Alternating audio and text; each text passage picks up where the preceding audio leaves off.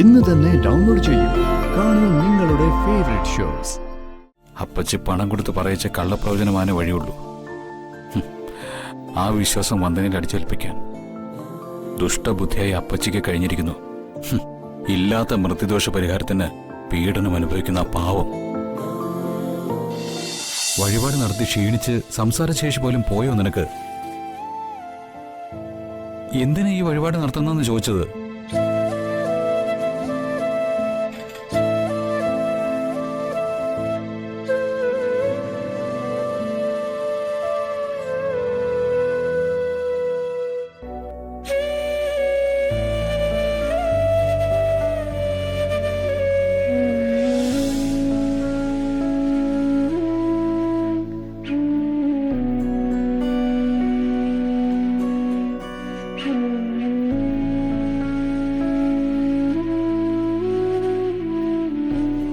ശിവധാര പൂർത്തിയായി കഴിഞ്ഞു.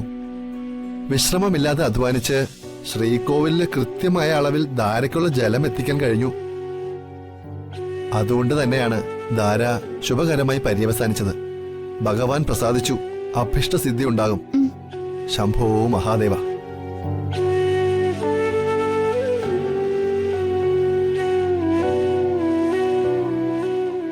ഇനി മുട്ടുകാൽ പ്രദക്ഷിണം തുടങ്ങാം. ഈശ്വരകാരുണ്യത്താൽ പ്രദക്ഷിണവും വിജയിക്കട്ടെ.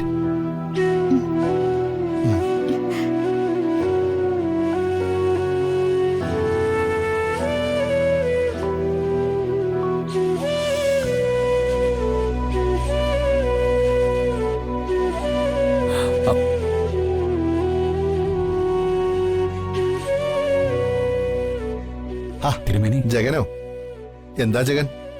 ഭാര്യ ഇത്രയും കഠിനമായ വഴിപാട് നടത്തുമ്പോ ഭർത്താവ് കൂടെ ഉണ്ടാകുന്നത് തന്നെയാണ് ഉത്തമം. ജഗൻ എന്താ വൈകിയത്? ജഗൻ എന്താ ഒരു വിഷമം? ഇത്തരം വഴിപാടുകളൊന്നും നടത്താൻ പാടില്ലെന്ന് തിരുമേനിക്ക് വന്ദനയെ വിലക്കാമായിരുന്നു. വഴിപാട് വിലക്കാനോ? ജഗൻ എന്താ ഈ പറയുന്നേ? ഭക്തരുടെ വിശ്വാസമല്ലേ വഴിപാട്. അത് നടത്തി കൊടുക്കാൻ ബാധ്യതപ്പെട്ട പൂജാരി തന്നെ അത് മുടക്കാൻ പാടുണ്ടോ ജഗൻ? അല്ല, അത് പിന്നെ എന്തിനാ ഈ വഴിപാട് നടത്തുന്നെന്ന് തിരുമേനി വന്ദനോട് ചോദിച്ചില്ലേ? ഇല്ല, ഞാൻ ഒന്നും ചോദിച്ചില്ല. പക്ഷേ ഭർത്താവിന്റെ മൃത്യുദോഷം അകറ്റാനുള്ള വഴിപാടുകളെ കുറിച്ച് വന്ദന എന്നോട് ചോദിച്ചു. ഞാനത് പറയുകയും ചെയ്തു. ഭർത്താവിന്റെ മൃത്യുദോഷോ? അതെ, അതിന് വേണ്ട മൃത്യുഞ്ജയ ഹോമം, ശിവധാര, മുട്ടുകാൽ പ്രദക്ഷിണം എന്നീ വഴിപാടുകളാണ് വന്ദന ചെയ്തുകൊണ്ടിരിക്കുന്നത്. അല്ല, ജഗൻ തികഞ്ഞ വിശ്വാസിയല്ലേ? എന്നിട്ടും വന്ദന വഴിപാട് നടത്തുന്നതിൽ ജഗൻ എന്തോ താല്പര്യക്കുറവുള്ള പോലെ. താല്പര്യക്കുറവൊന്നുമില്ല തിരുമേനി. ഇത്തരം വഴിപാടുകൾ നടത്തിയാൽ വന്ദനയ്ക്കുണ്ടാവുന്ന ശാരീരിക ബുദ്ധിമുട്ടുകൾ അതോർത്തിട്ട് എനിക്ക് വിഷമം. വിഷമിക്കാൻ ഒന്നുമില്ല ജഗൻ. ദേഹത്ത് ശൂലം തുളച്ചു കയറ്റി കാവടിയാട്ടം നടത്തുന്ന ഭക്തരെ ജഗൻ കണ്ടിട്ടില്ലേ? ആളിക്കത്തുന്ന ആഴിക്ക് ചുറ്റും പ്രദക്ഷിണം വച്ച് തീക്കനൽ വാരി അമ്മാനമാടുന്ന വഴിപാടും ജഗൻ കണ്ടിട്ടുണ്ടാവുമല്ലോ. ഇതിൽ നിന്നൊക്കെ ഉണ്ടാകുന്ന ശാരീരിക ബുദ്ധിമുട്ടുകളും കാര്യമാക്കേണ്ടതില്ല, പെട്ടെന്ന് മാറിക്കോളും. ദേഹത്ത് മുറിവേറ്റ് പാടുപോലും അവശേഷിക്കില്ല. അത് ദൈവീക ശക്തി കൊണ്ടാണെന്ന് മനസ്സിലാക്കുക. വന്ദനയുടെ കാര്യത്തിലും ഒന്നും പേടിക്കാനില്ല.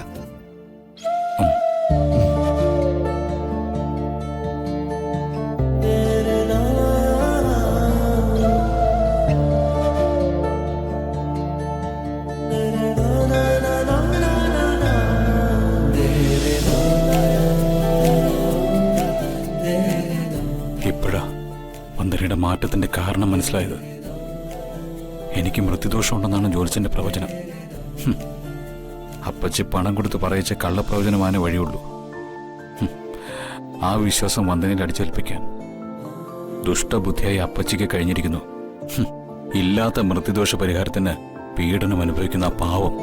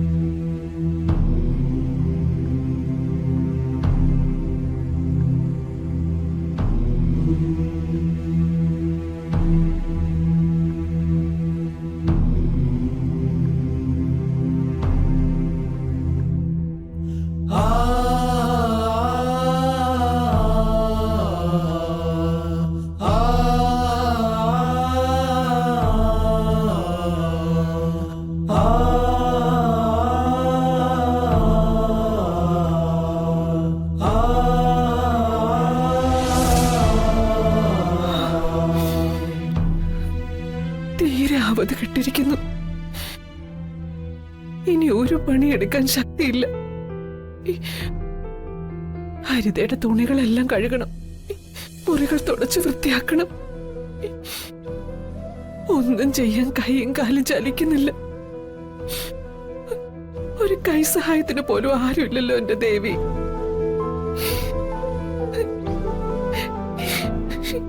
ഇങ്ങനെയിട്ട് കഷ്ടപ്പെടുത്താതെ എന്നെ ഒന്ന് വിളിച്ചൂടെ?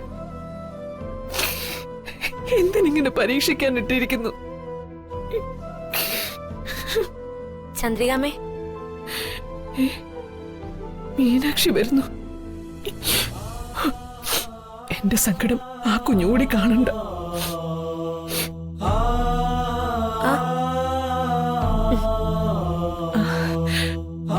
മീനാക്ഷിയോ, വാ മോളെ.